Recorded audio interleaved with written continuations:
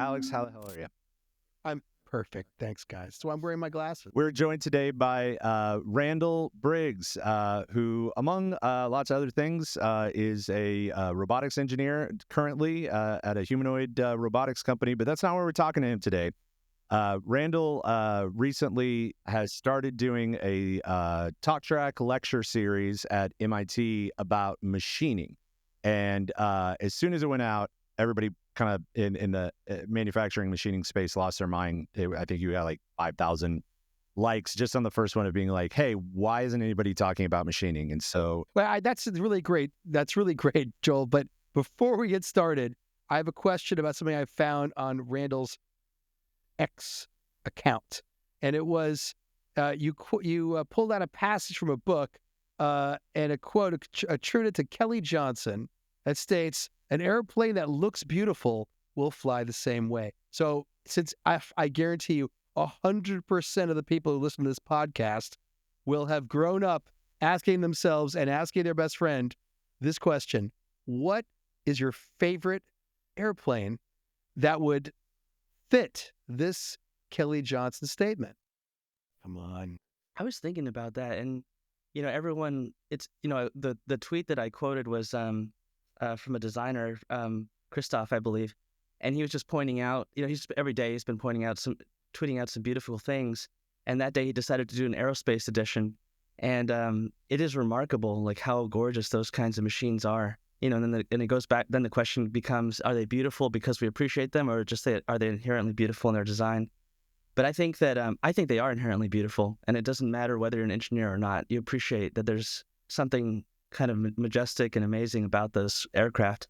And anyway, the one that was pointed out the most for missing was the SR-71 Blackbird, and I would agree. I think that's just amazing. And I was even thinking about it. It's like, yeah, it is incredible. It's literally just two huge engines and the cockpit just kind of fused together with the smoothest possible curves, and the cones for the high-speed engine there. together, my two favorite warplanes are SR-71, which I feel like is a buy. Like, I feel like it's almost everybody's favorite. And actually, love an F-16 as far as just a beautiful, elegant little thing. But my other favorite is an A-10. And it's the first time that I'm thinking about, like, right, an SR-71 is basically just engines that they built an airframe around. And an A-10 is basically just a gun that they built an airframe around. So It is interesting if you look at the a profile of a B-2, and you look at a profile of I forget what bird it is in flight. Was it there was a very specific bird in flight. That's right. It looked exactly like a B-2. And you said earlier, do we appreciate them because they're beautiful or because they're so amazing? Yeah, because their performance is so incredible. Is that why? That are organic forms from nature replicated in machinery, not only better at doing their task, but more attractive to us because there is something deep in our DNA that we identify in organic forms that are replicated in machines. That's a whole nother podcast. you're really putting him on the spot. Could you please, Randall, before you go into your history at MIT about engineering robotics, could you please explain all of aesthetics and why humans respond to certain shapes and forms? The Venus of Willendorf. Like, let's start there. Let's start with MIT. MIT, you have a master's in mechanical engineering from MIT, if I'm correct. That's right. And you did your undergrad there as well. I don't have a real good snapshot of what MIT has been like in the last decade for people that are actually going to school there. What was your experience? Yeah, I actually started in 2005 as an incoming freshman and graduated in 2012. And of course, if you do the math, that's 7 years. What happened was I was forced to take 2 years off in the middle of my undergrad by MIT because my grades had slipped for a couple semesters in a row. Turned out that was probably the best thing that could have happened. And the main reason is this. When I was, part of the reason that my grades slipped, first of all, was because I felt like the core classes that I was being required to take in mechanical engineering were just so intensely theoretical, and it was so far from anything that I was interested in that it was hard for me to be excited about it. And that was like mechanics and materials, stress and strain, buckling, fatigue, stress. I mean, of course, in retrospect, all that stuff is super useful. But when you're a brand new, when you're an 18-year-old, you just don't understand, like, why am I learning this if I want to make cool machines? But anyway, when I took time off from MIT, I ended up working for a gentleman that I knew who was probably one of the best mechanical designers that I've ever met. And he had a small startup company that was building high-speed centrifuges for the biotech industry. And so when I got basically kicked out of MIT, he was like, "Hey, Randall, why don't you come work for me?" And it was great. Like actually one thing that was awesome too is that we happened to live close together, and so I would just drive to his house and then commute with him to work. And he himself was just an amazing designer that had designed the entire centrifuge himself. The company was probably 15 people, maybe 10 people in the shop, 5 people in the office, something like that.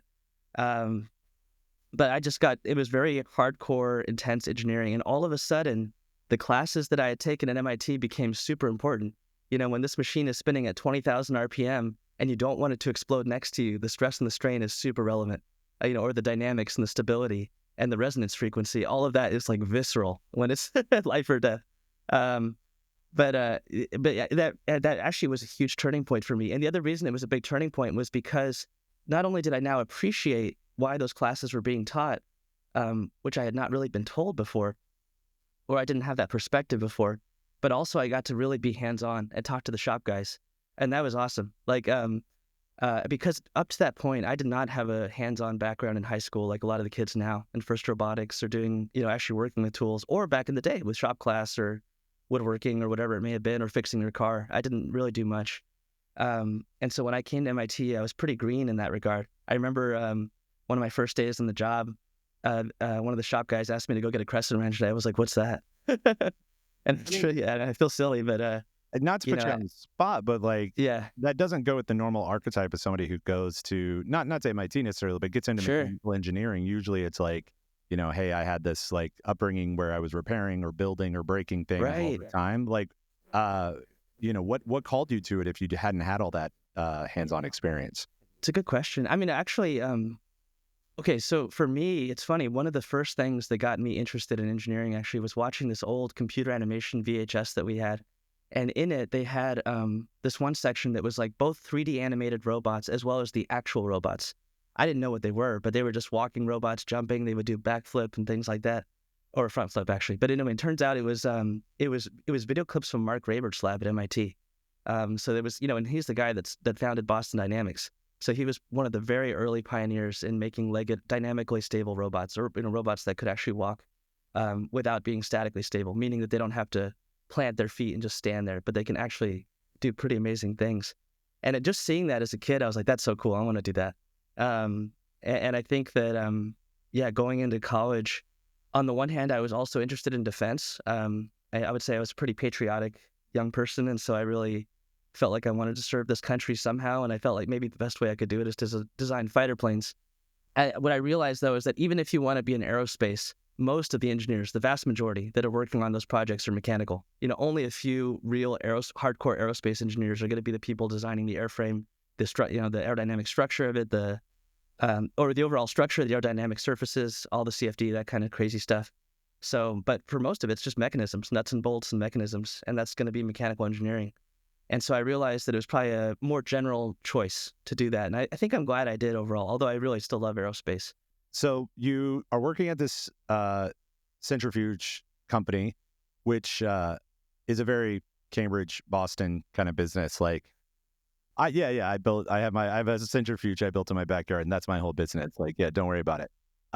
What drew you back into the program? Yeah, so when you are asked to leave in that way, it's kind of with the intention that it's temporary, so they just want to make sure you're doing okay and that, get and back on your feet before you come back, which I actually think is a good policy.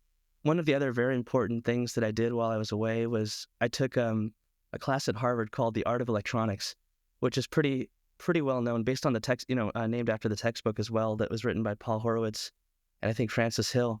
And what's nice about that class was they were physicists by training, and for them, electronics was just a tool to get their research done.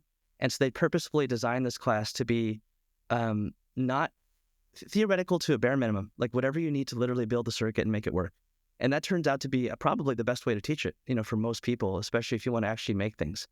So anyway, I took that class. Later on, I ended up TAing it as well, but that was very helpful too. I think that when I'm mentoring mechanical engineering students these days, I always tell them you've got to learn some electronics. Like everything's electromechanical now. You can't avoid it, and it's so important to know. But anyways, doing that class as well as doing the internship and getting kind of a letter of recommendation, that gave me the way to go back to MIT. And when I went back, the very first class that I took actually was 2007. We speak in numbers at MIT, but that's I think it's called Design and Engineering 1. But it's basically the robot competition class. That's what matters. And it was started by Woody Flowers back in the 70s. And if you recall, Woody Flowers is the founder of FIRST Robotics, along with the gentleman from Segway, Dean Kamen, right? Yeah. And so anyway, this class is very similar to FIRST Robotics. There's a game board, there's a task to be accomplished. One of the big differences, though, is that instead of being based on a team, it's actually individual. So everybody is given a kit of like very raw materials, like sheet of plastic, sheet metal, bars of aluminum, threaded rod. Like it's none of it is parts yet. Basically, I mean, the only thing that is already made is the motors. But besides that, it's just like you got to make everything, and that ended up being a really good experience for me. I think partly because I had been away from MIT, I really wanted to prove, maybe to myself and perhaps even to my family, that I did belong there. And so, and I also just loved that class. So I would go to the computer lab every day and stay till 3 a.m. designing my robot in SolidWorks and just kind of thinking it through, both in the strategy and just the mechanics and how it would all work. My robot ended up being the only one that was able to pull the lever to the full extent, which gave me the highest multiplier, because it took a good amount of torque. And the way that I was able to do it was, instead of applying a force to pull it down, where your lever arm is reducing, I basically applied a torque. And it's a little hard to explain how, but anyway, I applied a torque to it, so it didn't matter how far I was turning it. Got it all the way down every single time, got first place. And my dad got to be there too. And it was difficult for him when I was asked to leave MIT, and I think it made a big difference. I think it was really encouraging for him to see that. And so the professor picked me up and ran around the gymnasium where the event was held. But that was a turning point, and that actually opened the door for me to work with Sang-Bae Kim. He was my instructor for that class, for my laboratory section. And of course, he's now very famous for the MIT Cheetah robot, which I got to help work on as an undergrad, after I did that, won the robotics competition, and of course for the mini Cheetah as well. There are only two things you need to know when it comes to coffee. The first is that McDonald's is always better than Starbucks. And the second is that if you are making coffee at home, you need fresh beans. I learned that from my friend Tonks, whose company, Yes Please, roast up a selection of affordable but very high quality coffee beans in Los Angeles every week and mails them to my home. Yes Please has a code DIETODAY, DIETODAY, to get 15% off your first order. Make it in a cheap coffee maker. Make it in a fancy espresso machine. They have a blend for espresso as well. Make cowboy coffee, it doesn't matter. If you grind freshly roasted beans, your coffee will be good. This is tea because this is a commercial, but their coffee is very good. I drink it every day, I promise. Can we go back for just a second into 2007 and in Yeah, this sure. robotics program? They give you a lot of raw materials, and obviously the implication is, hey, you need to figure out how to not just design your robot, but how to manipulate materials into the robot. Even at MIT, it seemed like manufacturing, machining, like a lot of the hands-on stuff was not in the kind of 101 level of education. It was always incidental, and it's obviously an engineering school, so very accepted. Yeah.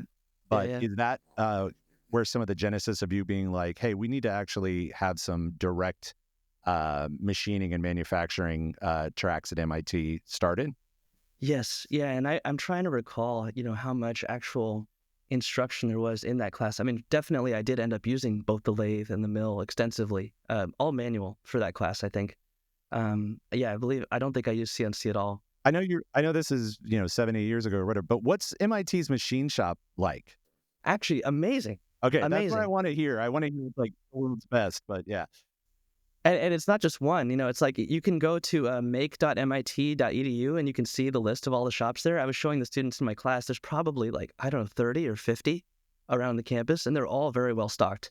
I would say we don't have a lot of the maybe craziest 5-axis machines. I think there's only 2 on campus, and almost no one knows how to use them.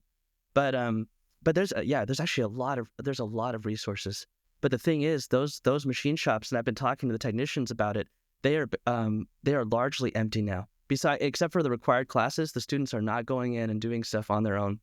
It's save for a few pockets, like the solar electric vehicle team, the Formula SAE team, Rocket Club. There's a few things, a few clubs where the students have taken it upon themselves to use the machine shops, but and maybe people for research, but not much. One machinist said that like back in the day, you would go into the machine shop there at MIT, that particular one, anyways, LMP, and there would be a student at every single Bridgeport or every single machine. They would all be running. And now it's like you'll see one or two perhaps on a busy day. You just completed 5 nights of giving your lecture series. So you actually got to talk to a lot of current students.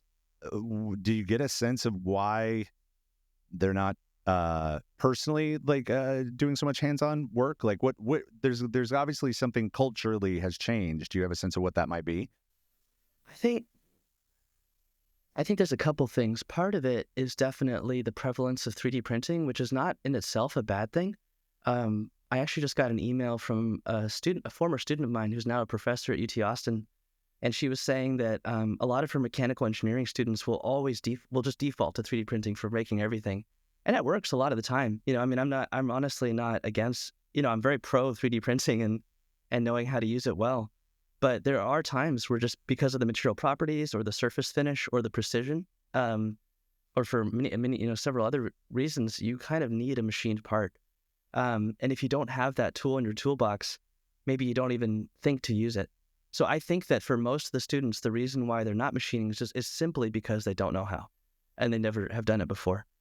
So I actually feel like, we should go back to, in a sense, shop class, or like this is the kind of thing that should be taught at middle school, high school level. And there are people talking about this. Even Cody James on X was recently posted about some of his ideas for kind of bringing shop class into the 21st century. And that looks awesome to me. And I'm 100% in favor of that, because once you know how to do it and what's possible with it, you will use it. Like you will run into certain problems and you'll realize, okay, like a 3D printed part is not going to be strong enough here, or it's not going to be concentric enough for these bearings, or precise, whatever it may be. There's just lots of reasons why you're going to have to make a part out of metal. Double click into it a little bit, because you just did a 5-night lecture series, which in a certain way is kind of your first draft of what a shop class syllabus would be, right? Like you were trying to fill in some space for other MIT students. Like how would you, especially at like a high school level, like what sort of skills would you start to program into a universal shop class that's missing now? Well, one thing that I would say from the outset is that whenever you're teaching anything, and I just reposted a video of Elon Musk talking about this, that whenever you're teaching something, you really need to provide the motivation and maybe also teach it in the context of accomplishing something. When they were trying to teach me back at MIT as a freshman, here's stress and strain, here's fatigue, failure, all these different things, it was kind of meaningless to me because I didn't have a practical application that I could see in my head, was relevant. And so I think if you're in a high school, middle school, I would say especially for younger kids, they are super excited about things that move fast, go fast, so I would say you got to attach it to building something, make a drone, from scratch. And maybe not the motors, but like make the airframe, make the landing legs, make the protection cage around the rotors, whatever, just all the different parts of it. Or make an electric go-kart, if you're with young kids too. Like how cool is that you get to ride in it? And you make the frame yourself. I don't know if you can get into welding. That might be a little hardcore for kids that young, but why not? Honestly, it's like, but my point is that I think the way to teach it is by showing how those tools are useful to make things that kids find cool to begin with. Like you've got to really take advantage of that natural curiosity and interest and excitement that kids have for cool things, for rockets, for electric cars. Like, my son is 3 years old, but he loves to watch robot videos on YouTube. It's amazing. And I'm so proud of him, but but it just shows like you don't have to be an engineer. You don't even have to understand what's going on. He just thinks robots are cool. What YouTube channel do you think is appropriate for your 3-year-old to learn about robotics? Because I have a 6-year-old, and I'm always, which one do you approve of? Well, actually, I like to show him MKBHD's reviews for some of the robots. Like he did one of the big Boston Dynamics Spot, which is really great. So sometimes I just play that on repeat. um, I'm trying to think, actually. Honestly, besides that, I think it's mostly just compilation videos. Like he doesn't really care too much about the dialogue yet. He mostly just likes to see them. I also just went to the Humanoid Summit in Mountain View in December, and I took a bunch of videos of the different humanoids that they had there. And he loves to watch those videos again and again on my wife's phone. So like even when we're out at a restaurant, he'll just ask for the robots. Because I'm always struggling to find things that are not inspirational to my daughter, but not overly complex. So like she Mm, watches Fixies. You ever see that show? I haven't Like seen that one. Fixies is pretty good. And the other one, she's obsessed with the James Cameron submarine video, like visiting the Titanic, Oh, especially that's the cool. parts about compression, like Wow, compression on metal structures. But that's moving awesome. back to what you were saying, you did one of one of the most accessible things you have on your website is in 2011 you worked on an electric motorcycle that entered the Right. Isle of Man race. So Yeah. was that the first electric motorcycle to enter the race? No, they had done it for maybe a couple years before that. So they kept the gas part of the race. Those bikes at the time especially were much faster. But they decided, to be modern, to be forward facing. They would have a new component of the race that was just for electric bikes. So when we joined, I think there was maybe 10 or 15 bikes. We ended up getting fourth place, which was the best of any team on their first try. It was interesting because back then the selection of electric motors was very limited, and we actually had to use a brushed DC motor called an Agni motor. That was just the best thing you could get as far as power density. But yeah, that was a good experience. BMW donated a gas superbike to us that we converted to electric. So we kind of stripped it down to the frame, made our own custom brackets that held the batteries. They were donated by A123. So those were prismatic lithium iron phosphate batteries. And then I was kind of in charge of the control system and the heads-up display. And then we had the two motors on either side. The bike went 100 miles an hour. Again, by modern standards, it was actually, it was slow. But at the time, that was a good top speed on one gear. And we had a professional rider that ran the course for it, which is important because that's actually a very dangerous race. And people die every year, like guaranteed. It's weird. It's like when you're there and you just, oh, you have, yeah. And it's the weirdest thing when you're just listening to the radio and like every day someone has died. It's like modern gladiator sport. And the bike, did it need to be charged? I mean, like what was the range of that bike? I don't recall. I think we designed it to basically just have the range of the race course, and I actually can't remember what it is. Maybe it might be 30 miles, something like that. But yeah, that was what it had. I want to rewind a little bit. When we were talking earlier, you just joined a new humanoid robotics company that happens to be called Humanoid, and we've said from the beginning, it's like you're just getting started at this company. We don't want to ask you about a new job and really, get into any of that. However, I hadn't realized that you've been to the summit earlier in the year. Yeah. Give us a snapshot of that. Like, Alex and I in our day job work with a lot of robotics companies. Without getting into, your specific new role and new company, like what's the snapshot from your perspective on where the industry's at? It was very interesting to be there. That was actually, that was the first humanoid summit that they've had. So you could say, in a sense, the attendance was smaller maybe than you might expect. But on the other hand, you could just see the beginnings of something really big that's happening. 1X, I think, was the main sponsor, and so their founder was there from Norway, and it was really cool to see their robots, both Eve and Neo, kind of walking around the shop floor. Of course, what they are really focusing on is the home market. So they've designed their robots with custom actuators that are cable driven but very back drivable. So they were going around interacting. They're being teleoperated, but yeah, you can actually hold onto the arm, move it back and forth, and feel that it gives. And the founder's whole point is that if we're going to live among robots, especially in the home, like they cannot be dangerous at all. So he makes them both very lightweight, very back drivable, relatively low force and low speed. And they've done their actuators from the ground up. So I was impressed by that company. And I think, I believe they'll do well in the home market, but let's see, besides that, there was also Unitree, of course. And it's amazing to see everything that Unitree's done. I don't know if you saw some of the recent videos where they released a software update. And now it just runs much more naturally and can walk on rough terrain. So that was impressive to see too. That was not yet released when we were there, but their robots, of course, are like Hobbit height, 4 foot something. So I think that's how someone put it. So that'll be I mean, it's a useful research platform, but even in a home environment, like it's going to be tricky for it, I think, to reach over the counter, or load the dishwasher or things like that. It'll run into trouble when it's trying to reach the tall shelf.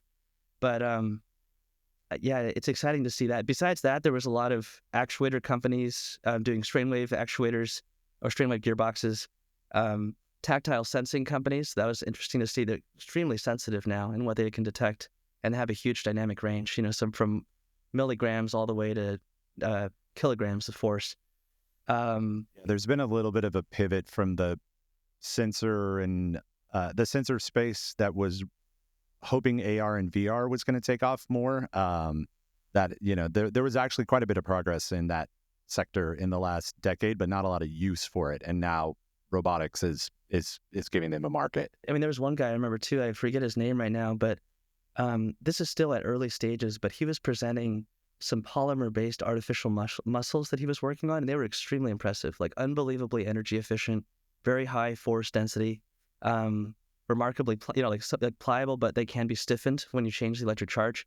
Are they are they like human muscles or like mammal? Well, I guess most muscles are the same, but are they actuated only at the ends, or is it about a? No, it's throughout the fiber. Yeah, it's bio-inspired, so it looks, in a sense, it looks like a bundle of fibers, like our muscles are. And every muscle fiber is a capacitor. And when you put the electric charge on it, there's both an interior conductor and an exterior shell conductor, and the electric field causes the whole thing to contract.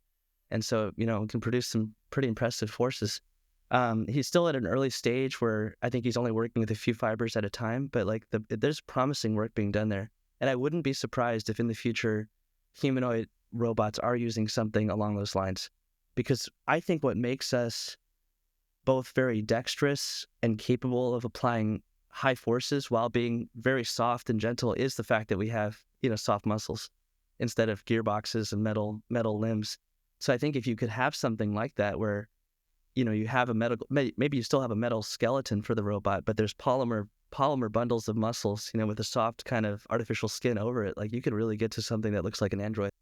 It makes sense that you're an actuation of a joint. You have a ball joint or whatever, and obviously in a human skeleton system we have ball joints, but the rotation often is actuated by, I would imagine, the fact that the muscle end connections are radiated over a certain area, right? And so it gives a little more fidelity in that. So yeah, like I think a lot of people, if the idea of building more android-like human, like physical human-like robotics seems like a thing to do just because you can do it and it's science fiction-y, but it actually probably does have a lot of mechanical nuance that is harder to do with just like gearing and joints and more traditional mechanics.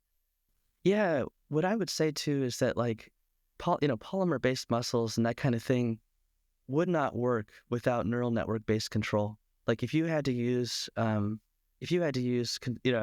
basically standard control theory to do something like that, like it would just be it would take way too much effort. It'd be very difficult to control all the manipulation angles and coordinate all those muscles together. But this is the kind of thing that AI and neural networks and machine learning is so good at, is giving it a complex system with a very clear objective, and it just figures out, how to use all those muscles to accomplish it. And it gets a sense for its own body, kind of like we do as we grow up.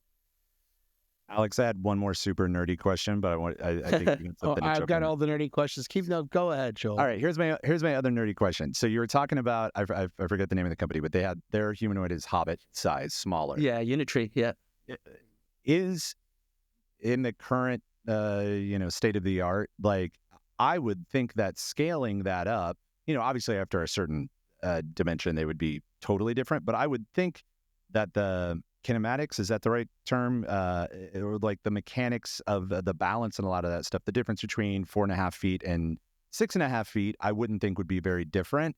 Yeah. Am I wrong though? Like, is it actually quite a bit different to have humanoid or any sort of biomimicry shape at different sizes, even though they're relatively close?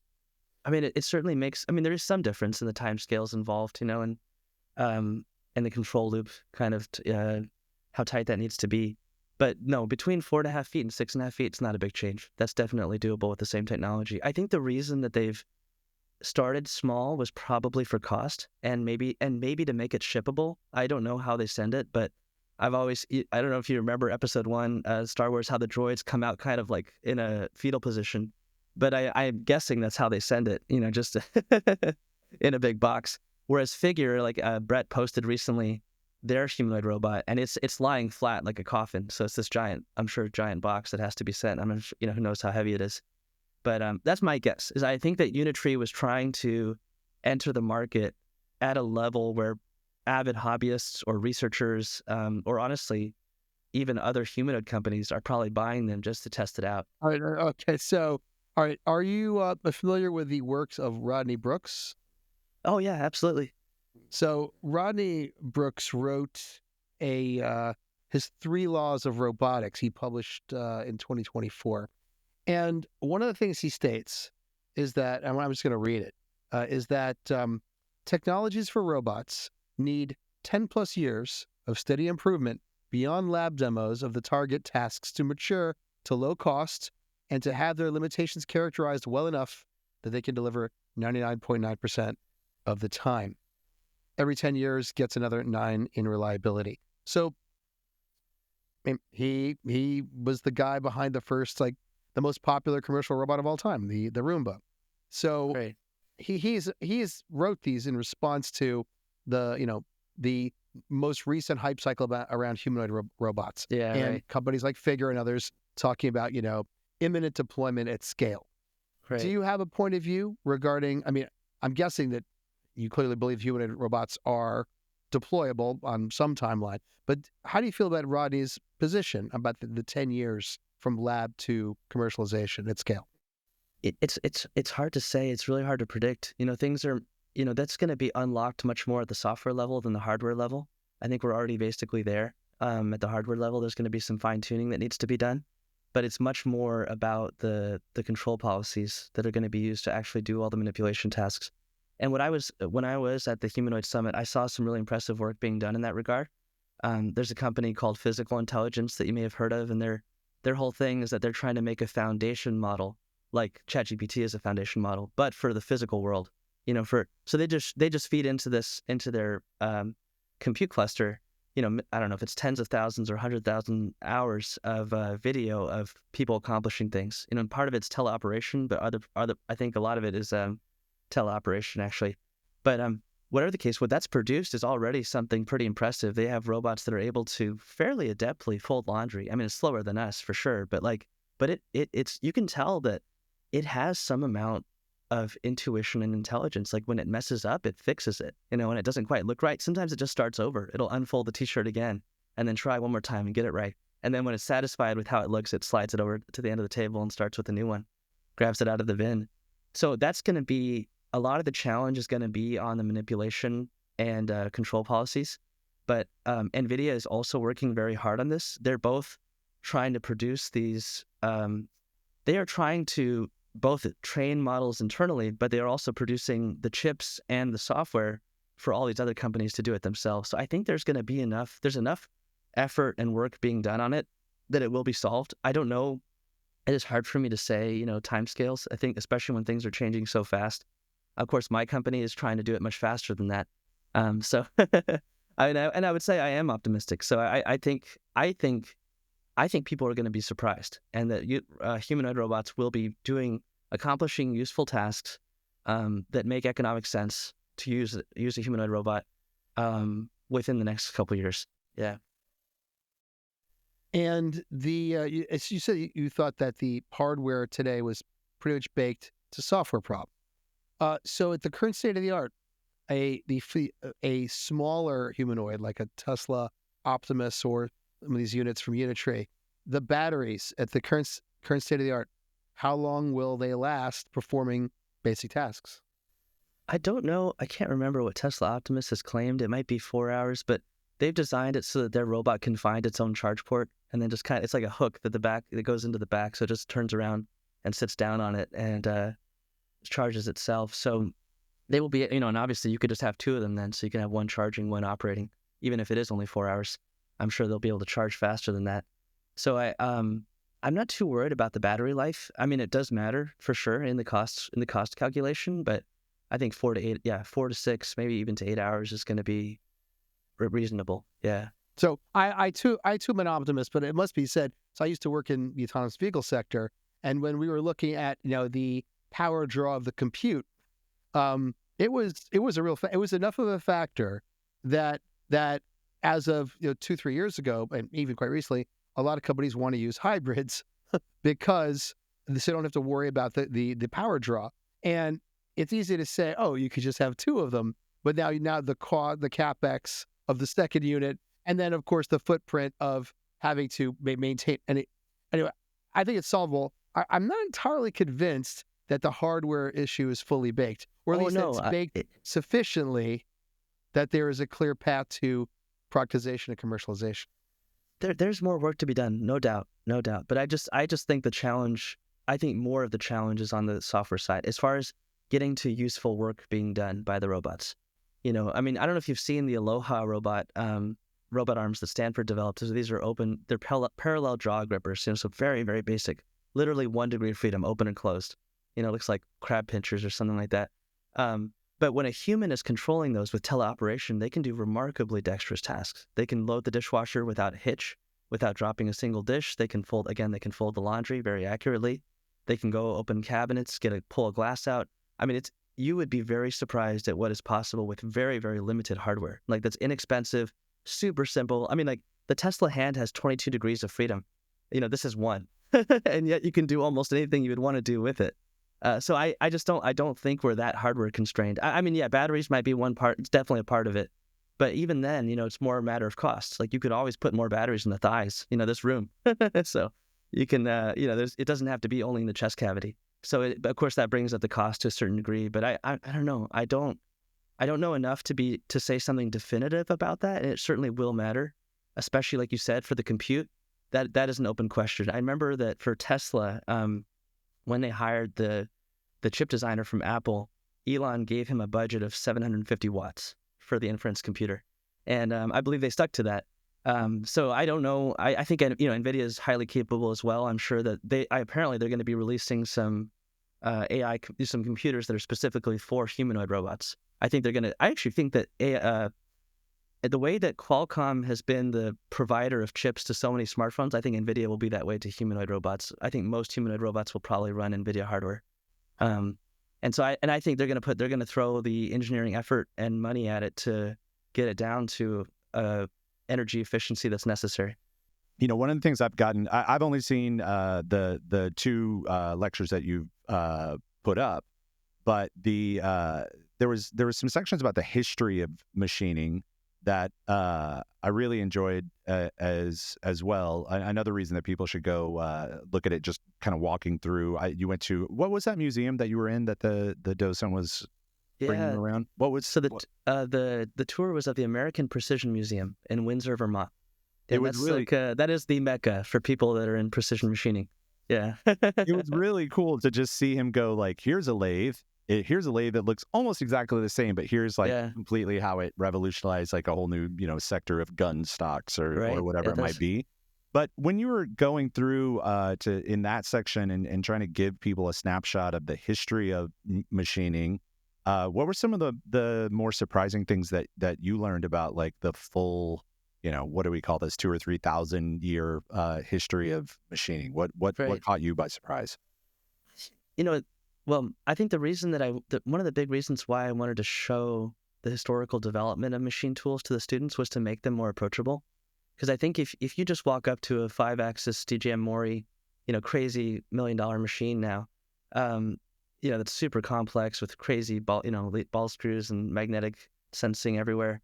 Anyway, just so many features and electronics, like, that's really hard. That's not very approachable. That's pretty intimidating in a sense. Like, you could say in a sense as it should be. Like, that's an expensive machine. You've got to treat it with respect.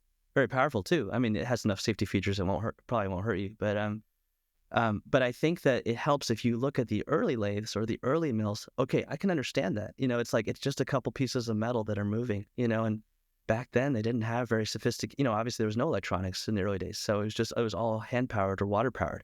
And you can understand it. You can see it, like how the gears turn, how the crank moves the ways, or how the spindle is rotated by the leather belts, and how you change gears is literally just pulling the leather belt from one set of pulleys to another. It's very visual and easy to understand. And I think when you see that that's how machining started, I can understand that.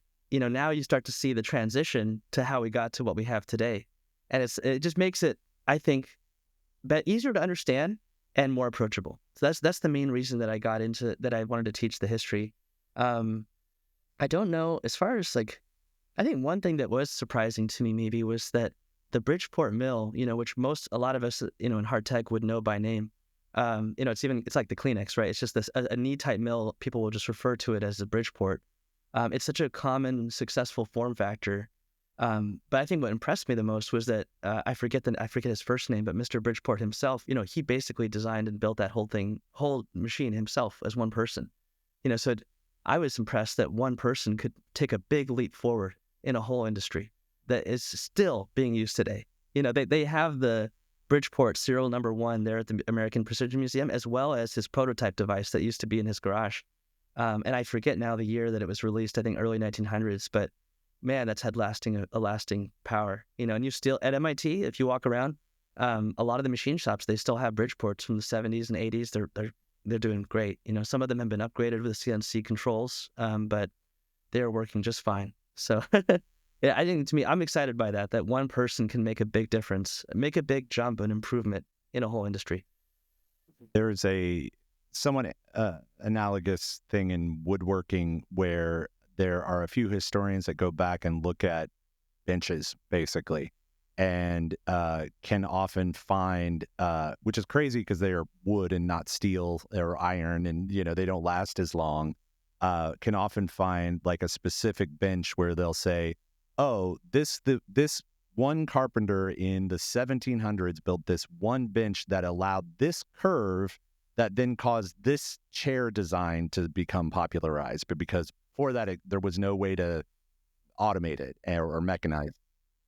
Yeah, I love that stuff. I must admit I have never heard of this museum before, and now I'm like, and I live on the East Coast, so I totally want to go there. That sounds amazing. Yeah, it's awesome. It's in this quiet little town too, and it's next to a beautiful river. I mean, it's like the most picturesque setting you could put it in, and it's in an old factory too. Like that, machine tools were actually built in that building, so it really has the history. I remember they said that Haas is one of their sponsors, and Gene Haas himself, who's famous now from the F1 team that they sponsor. He's been there several times. Like he really loves to see that history. Of course, it's directly relevant to what he's doing today at Haas. But yeah, all the big names have been there. Before we let you go, I've got a question, but I'll go last. Okay, I'm going to send him on another little journey. But he had, when we were talking before we started recording, he was telling me about, I think it was your master's program with like a piezoelectric, like skin hydrolonic acid injection piece. And you would just give me enough of it that I was like, I want to save it for the podcast because I want to actually ask you about that project because it's very interesting to me that I think about MIT, I think about what you're into now, all of this stuff, robotics, building the Isle of Man, TT bikes, like all of that makes sense, right? And then right in the end of your training and education, there's a project that's much more biological. Can you like walk us through that project and a little bit about like what you learned there, especially when it came to building something that's directly interfacing with people, not other technicians? Sure, yeah. I think one thing that's interesting about the laboratory I was in at MIT, it was called the Bioinstrumentation Laboratory, and the PI is Ian Hunter. He is kind of like a what you might imagine, not to say a mad scientist, but like this brilliant kind of gentleman scientist, maybe from the Victorian era, what might be. So he grew up in New Zealand, and both he and his brother, when they were, I think, 5 years old, each got their own machine shop, and then a year later, their own chemistry lab. And so he has all these stories of building things or mouth pipetting liquid sodium. Anyway, he was given a lot of incredible freedom as a child. But because of that, I think that one of the biggest things I learned from him was not to respect the boundaries of disciplines. Because we're so used to, like, I'm a mechanical engineer, I'm electrical, I'm software, whatever it may be. But the truth is those boundaries are somewhat arbitrary and there's no need for them to exist. And I actually think that the more that a single engineer or builder learns about different disciplines, the more they're able to synthesize the information from one area and bring it to use in another. That's extremely valuable. So the thing that he always told us was that I want you to be able to tackle whatever challenge is in front of you, even if it's in biology or chemistry or optics or electronics, and you don't have to be an expert, but learn enough to accomplish the goal. So in that case, our goal was to use a needle-free jet injector. So this is a device that injects a fluid into the skin without using a needle. So just by using a very high pressure, very narrow, high-speed jet. And we had done it, our lab had already done that successfully with many different types of fluids. And so my job was to try to do that with a highly viscous fluid, hyaluronic acid, which is used as fillers for the face. And so for that purpose, we had to switch from our usual Lorentz force actuator to a piezoelectric actuator, which has very low stroke. It can't move much, but it can do extremely high pressure, extremely high force. So I got to make the piezoelectric actuators from scratch, which was cool. That was my first time working with that kind of chemistry or high temperature furnaces, also really high voltage. Like it took 30,000 volts actually to produce the crystalline structure that you need and to align all the molecules or the atoms in the right orientation to make it piezoelectric. So yeah, that took a lot of different disciplines, and of course had to understand somewhat about skin mechanics as well. That knowledge we had developed in our laboratory up to that point. But I think the main takeaway for me from those years in that lab was, don't be afraid to learn something out of your normal wheelhouse, out of your normal realm, area of expertise.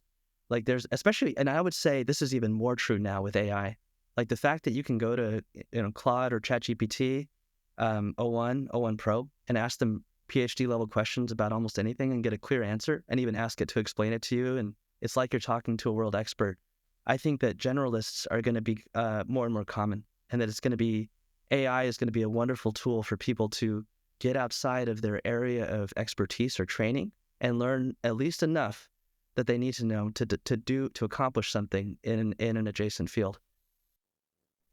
Speaking of ignoring boundaries between disciplines, okay, so there's the cliche in a lot of science fiction is, should we make machines the image of man?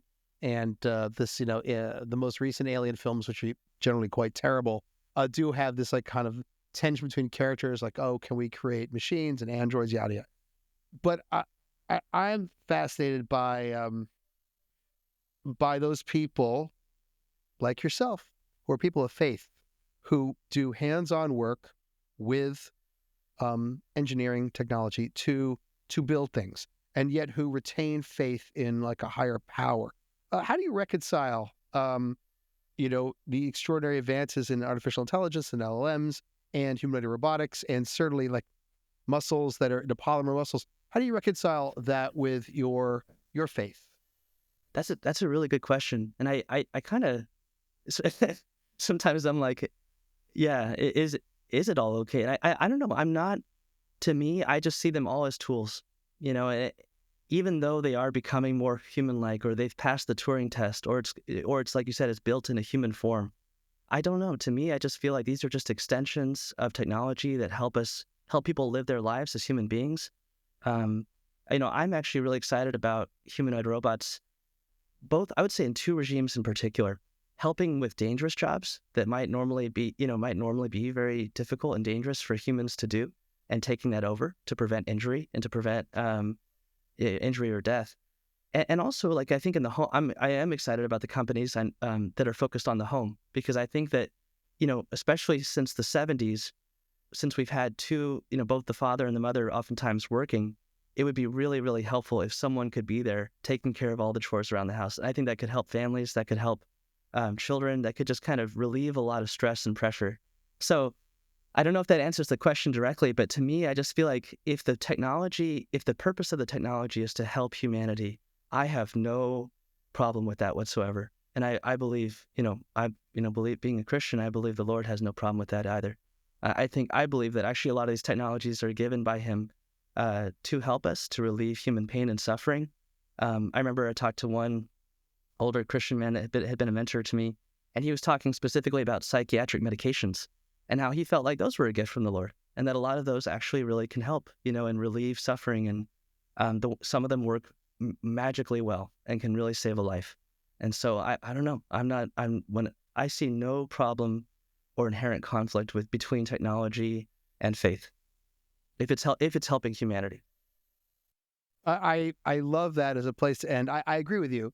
I as an investor in my other life look at a lot of startups, and I'm always fascinated at how many robots or technologies are productized. Physical embodied AI robots are productized, and the fork in the road, because there is the fork of machines and robots that absolutely help people live better lives, do chores around the house, so a parent could spend more time with their child. That's what I want.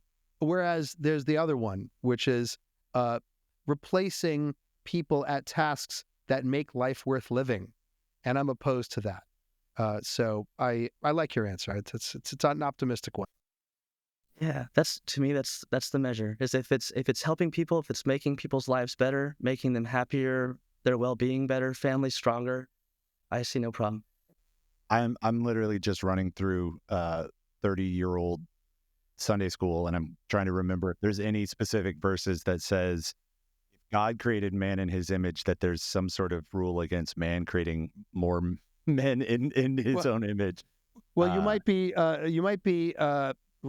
the context of that might be what's his name, Frank Herbert's Butlerian Jihad, which says, "Thou shalt not make a machine in the likeness of man," and that they capped the intelligence of future technologies. But without question, I think that a future debate will be had, which is about what are the tasks or what are the responsibilities of people, of humans, that must remain sacred and protected in order to make life worth living. And among those things is the gaze of a parent to a child's eyes, and the conveyance of wisdom and knowledge to the extent that people can do it well above and beyond a machine. But again, that's another episode. I also just want to end on saying, Tool or Die is obviously new and just getting started, but you really do, your intelligence and your engineering background and all that stuff. It's great, fascinating. Love talking about that stuff.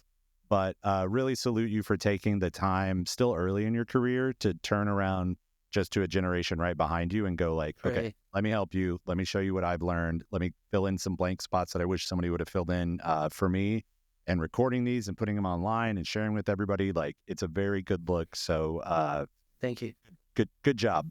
Yeah. That's Yeah. it Good stuff. for this episode. Thanks for coming by, and we'll see Thank you both. soon.